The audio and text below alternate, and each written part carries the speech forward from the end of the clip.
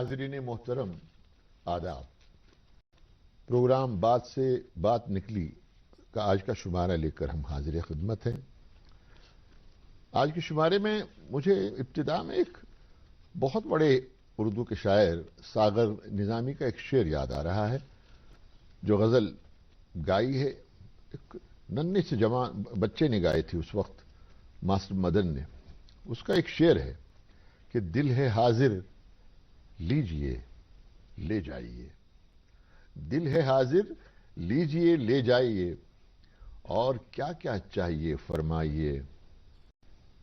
फिर मेरी ये इसका है पहला मिसरा कि फिर कोई दानिस्ता ठोकर खाइए, फिर कोई दानिस्ता ठोकर खाइए, फिर मेरी आगोश में गिर जाइए।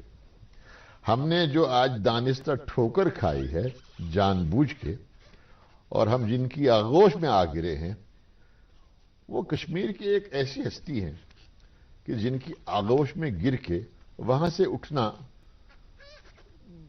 अच्छा नहीं लगता।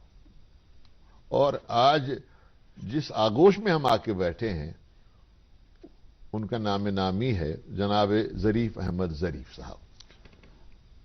शुक्रिया ज़रीफ साहब, शुक्रिया। आप हमको कब तक अपनी आगोश में लिए बैठेंगे?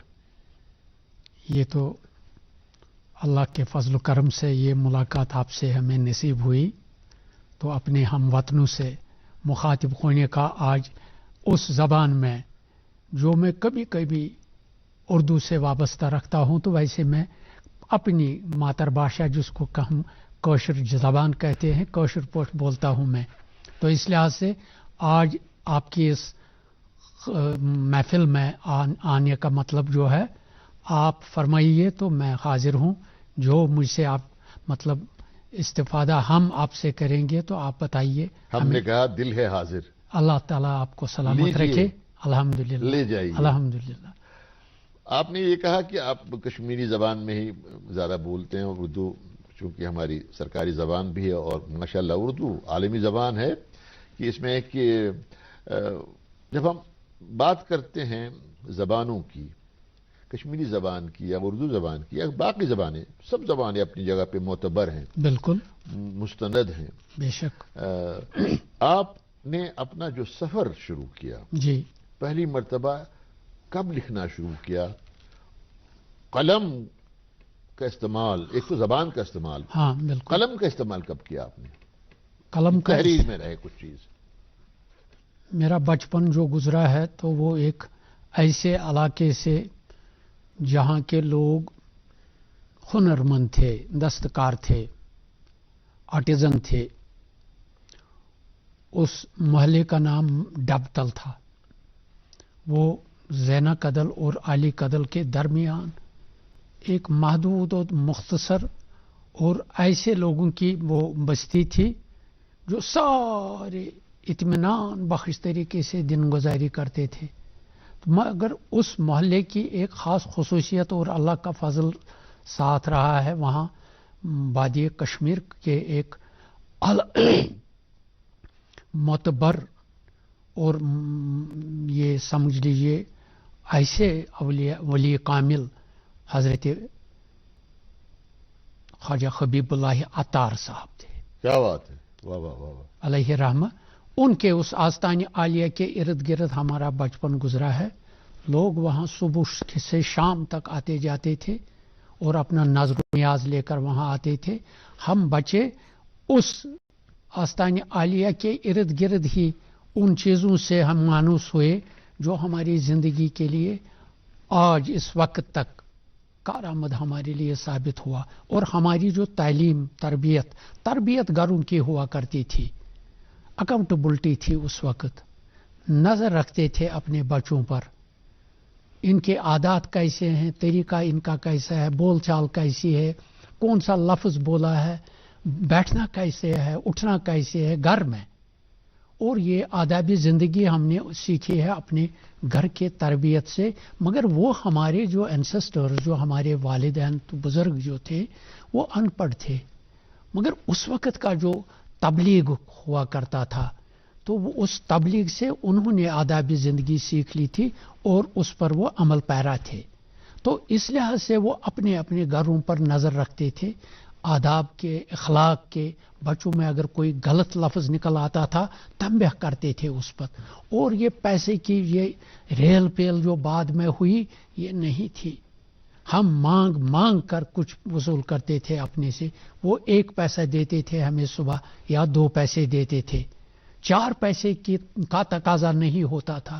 اگر کبھی اس چیز کا تقاضا بھی ہوتا تھا مگر اس کی باز پرس ہوتی تھی. اگر یہ آپ 4 پیسے مانگتے ہو تو کس لیے؟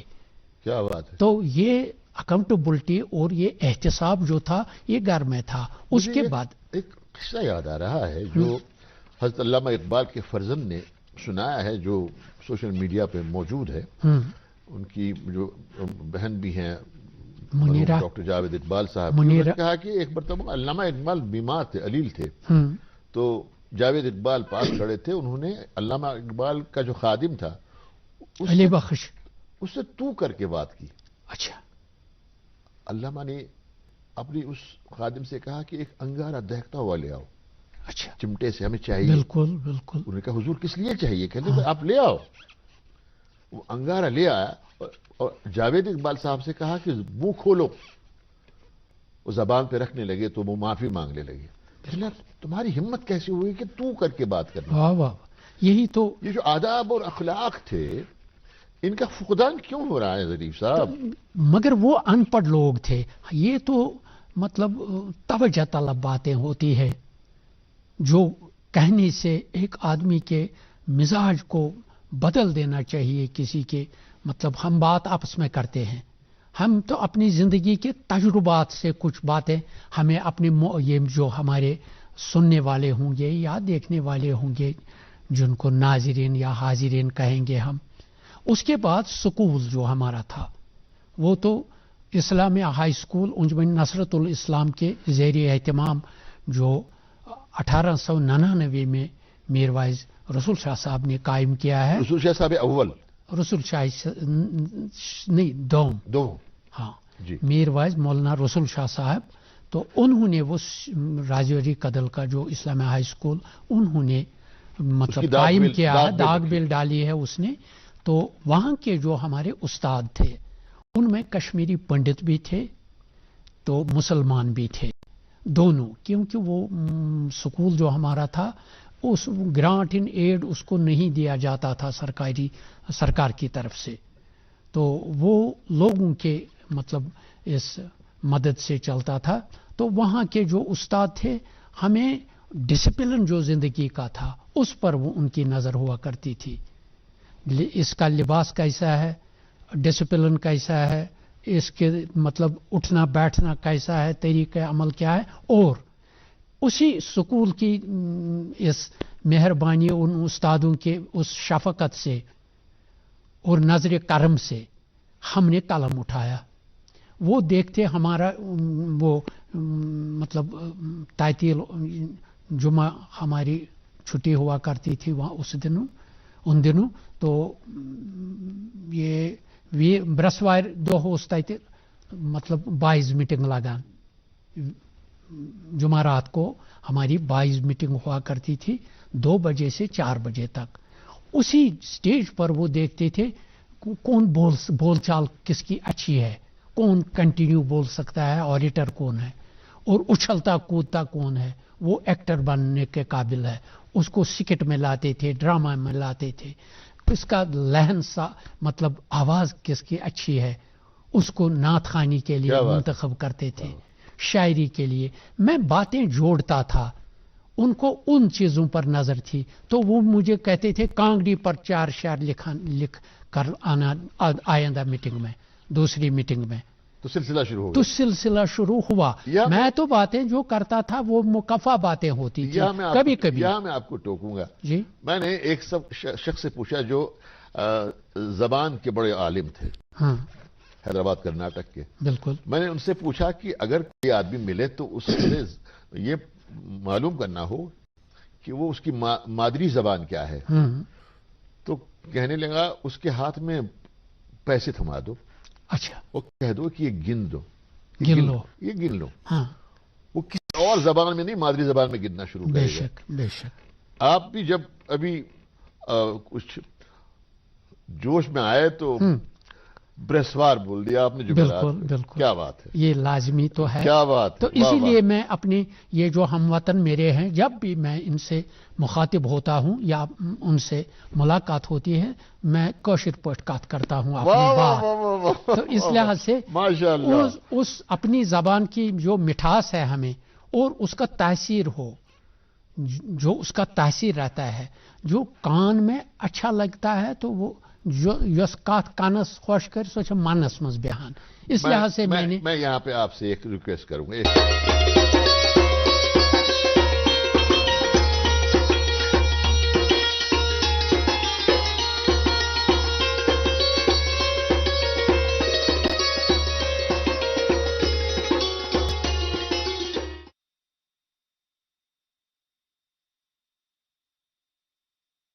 भी मिले तो उससे ये मालूम करना हो कि वो उसकी मादरी जबान क्या है, तो कहने लगा उसके हाथ में पैसे थमा दो, अच्छा, और कह दो कि ये गिन दो, गिन लो, ये गिन लो। हाँ, वो किसी और जबान में नहीं, मादरी जबान में गिनना शुरू करेगा। बेशक बेशक।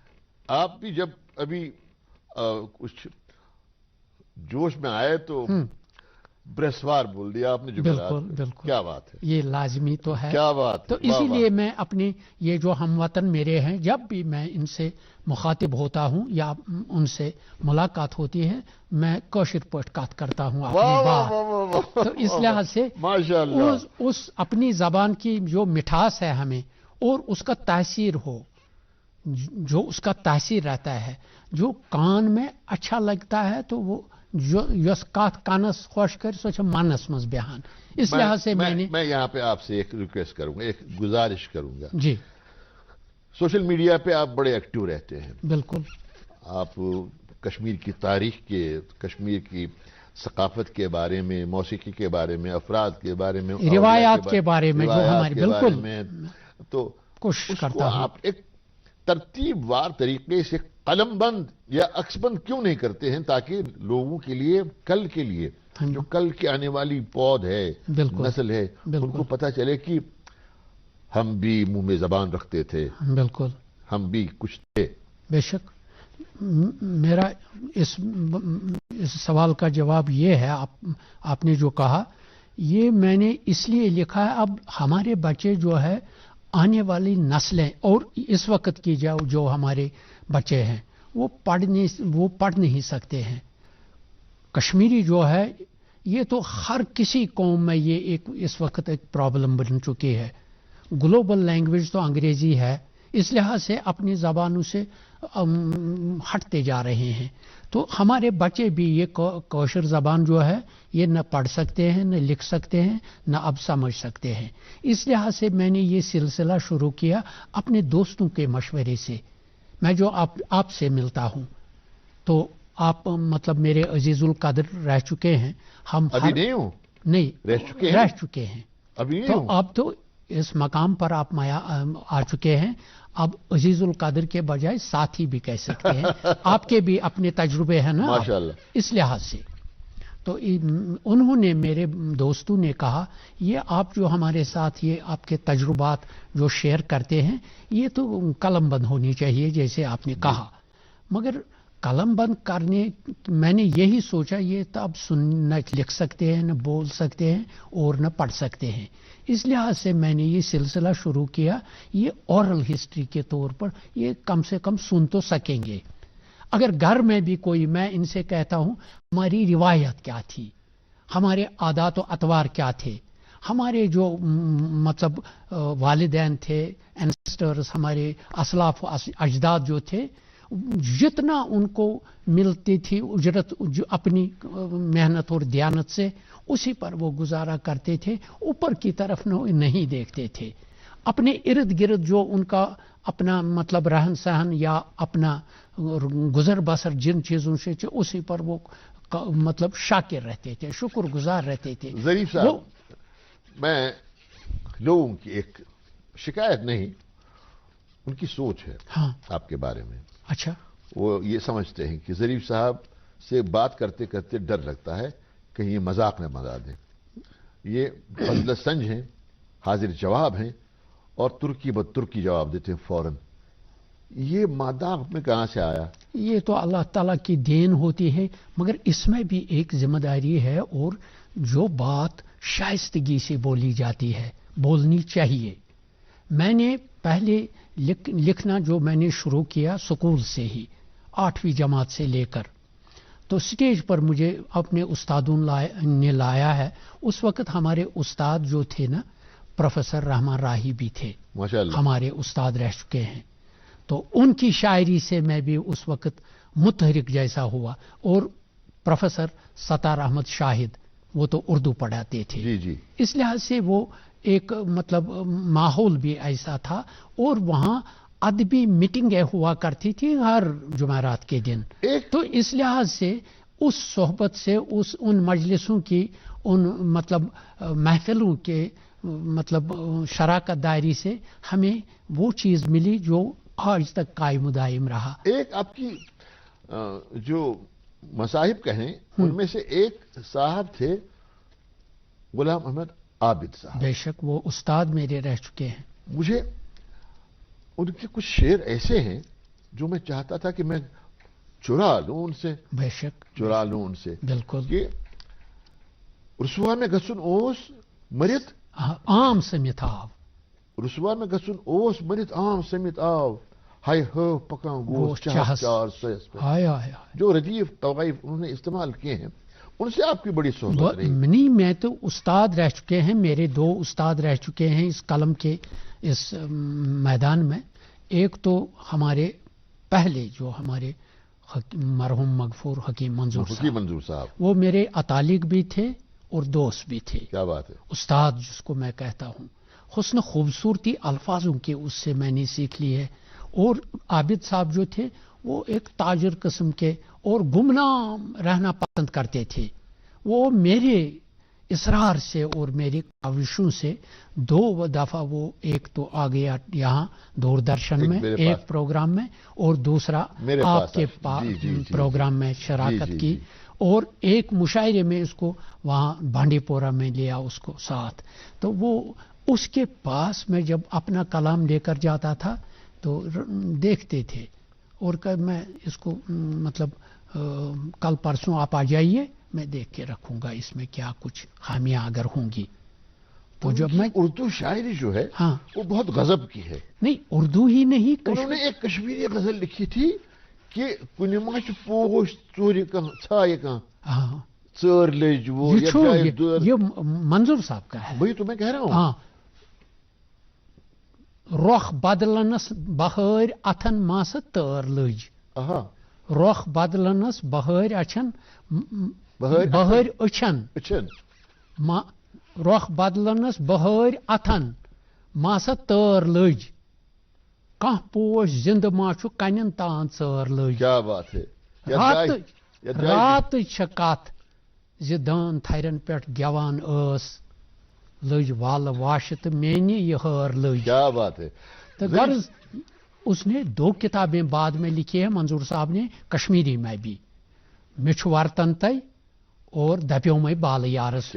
اسی نے ہمارے صوفیہ کرام کے اور صوفی شعراء کے ان مصروں پر اپنی کتابیں وہ 2 لکھی ہیں. ٹائٹل انہوں نے بنایا. بعد میں یہ روایت ہی بن چکی ہے. اب میں نے بھی اپنی تو آپ نے جو لکھا ہے یہ آصف زرگر کے اس شعر کا ایک مصرع دید گریاں جو آپ نے لکھی، اور عابد صاحب کی جو آپ نے بات کی ان سے میں نے لکھی ہے. وہ تو یہ میں رکھتی تھے 2-3-4 دنوں کے بعد میں جب ان کے پاس جاتا تھا کہتا تھا وہ پتہ نہیں کہاں کھو گئی، وہ تو آپ دوبارہ لکھ کر آؤ.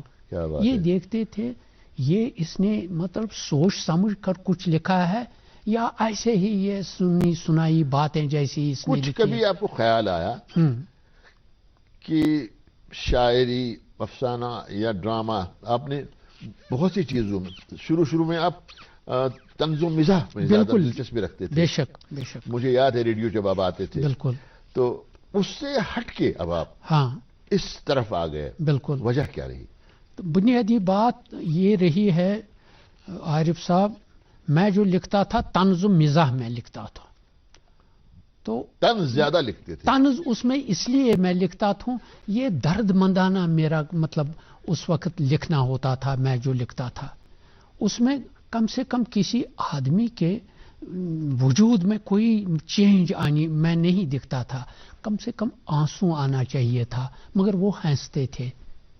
اس لحاظ سے میں نے اس پر غور و فکر اور سوچ بچار کے بعد میں نے کہا نہیں، یہ میرے اس کاروان سفر میں یا میرے ان خیالاتوں کے ساتھ شاید اتفاق نہیں رکھتے ہیں.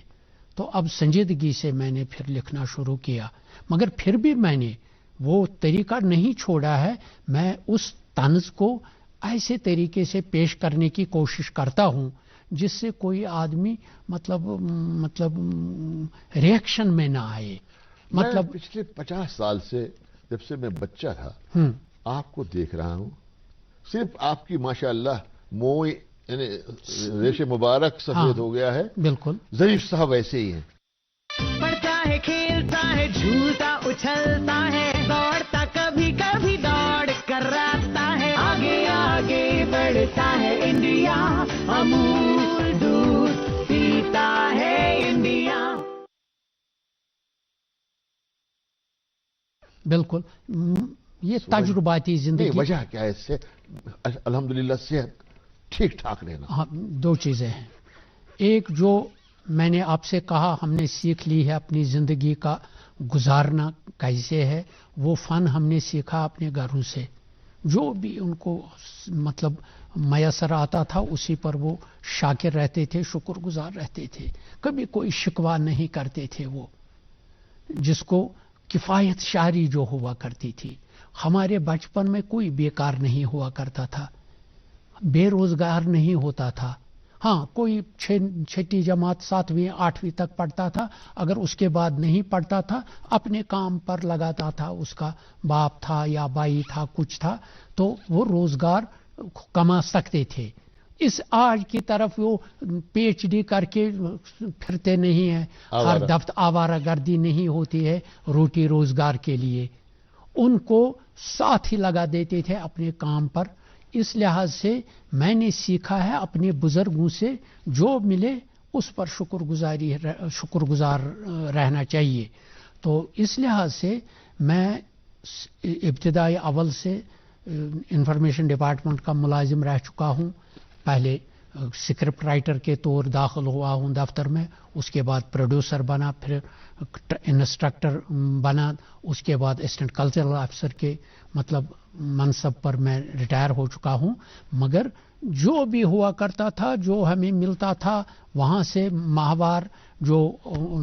ماہوار ہمیں یہ نذرانہ ملتا تھا، سمجھ لیجئے تنخواہ میں نہیں کہوں گا مگر اس پر ہم گزارا کرتے تھے. اور میں اس کھانے پینے کے معاملے میں ایک ڈسپلن رکھتا ہوں. کاشر پوٹ لبان چھس نہ بہ کینہ. میں کفایت شاعری سے اور قناعت سے اور کم خوری پر اپنا شکم سیری سے آپ پرہیز کرتے ہیں؟ شکم سیر نہیں رہتا ہوں میں تو ہر وقت میں کوشش کرتا ہوں تو 1-2 لقمے کم ہی کھاتا ہوں، زیادہ نہیں کھاتا ہوں. یہ تو ولیوں کی صفت ہے. نہیں، وہ ولیوں کی دعویداری میں نہیں کر سکتا ہوں، مگر اتنا تو ہم نے یہی سیکھ لیا ہے. گھروں کی یہ تربیت جو تھی اور تعلیم جو تھی وہ ہمارے استاد رفیق الشفیق تھے، ان کو وہ مشن جان کر ہمیں مطلب پڑھاتے تھے.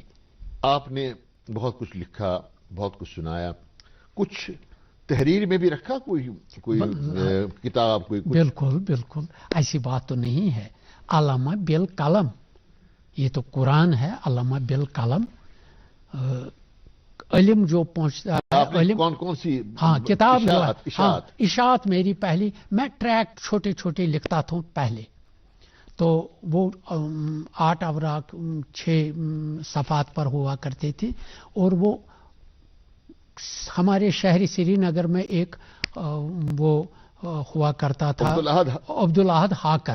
अहद शोध इसको कहते थे। हाँ, उर्फ आम में उसको उसी नाम से जानते थे लोग, अहद शोदा के नाम से। क्या बात है। तो वो टीन का वो स्पीकर जो उसका हुआ करता था, मेरी वो ट्रैक्ट, वो छोटी किताबें, उसमें समाजियात के जो सोशल इवल्स जिनको कहते हैं, मैं उनकी निशानदेही करता था और लिखता था। एक सुनो जो लाया खबर मस्तान, न फाके यार बाजरा याडवाया, मशहूर था जो शहर में आम हुआ, यानी कोई हादसा होता था तो कोई लिखता था तो फिर कहते थे अधाकर को बुलाओ, वो घर घर मोहल्ले मोहल्ले जाके सुनाता था। तो मैंने लिखा था उस वक्त एक परेशानी यहाँ मतलब समाज में, कश्मीरी समाज में ये मतलब जबान जदि आम थी, हे नौश आसान ये नहीं तो ये ब्योन नेरान, तो ये अलहदगी इख्तियार करती है जब भी बहू आ जाती है नई नवेली। तो इस लिहाज मैंने लिखा था उस वक्त ब्योनगर कौशर पर पहली किताब जो मेरी थी, उसमें लिखा था मैंने, जब ये आती थी तो ये शुरू करती है अपने मियाँ को, सास तुले गास तुले घर पकनावे, लाल मोल मौज मुशरावो यो। क्या बात है। तो सास तुली गास तुली घर पकनावे, लाल मोल मौज मुशरावो यो, शहर छुम लेज कर अथ बत त्रावे, ब्योनगर बसावे शूबेदार। अल्लाह आपको सलामत रखे। क्या आपने ब्योनगर बसाया है आपके बच्चे ने? नहीं, अल्हम्दुलिल्लाह।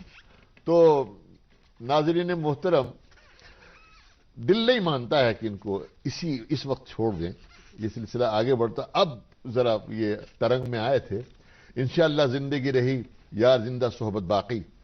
अगले शुमारे में एक और हस्ती को लेकर हाजिर होते हैं। आज का प्रोग्राम बात से बात निकली यहीं पे ख़त्म करते हैं।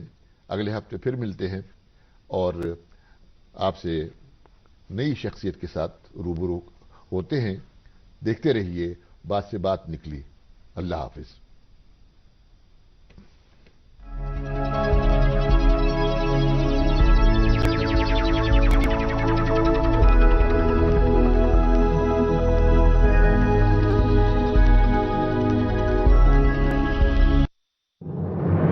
मन की बात है जन जन की बात, संघर्षों के कुछ किस्से, कहानी कुछ सफलताओं की, अनकही विरासत की, उम्मीदें नए भारत की। महीने के आखिरी रविवार का रहता है इंतजार। मलयाचल के आंचल से विंध्याचल के आंगन तक, ब्रह्मपुत्र के घाट से हिमालय के विस्तार तक होती है मन की बात प्रधानमंत्री के साथ। तो सुनिए इस महीने 30 जनवरी सुबह 11:30 बजे मन की बात आकाशवाणी और दूरदर्शन के सभी चैनलों पर।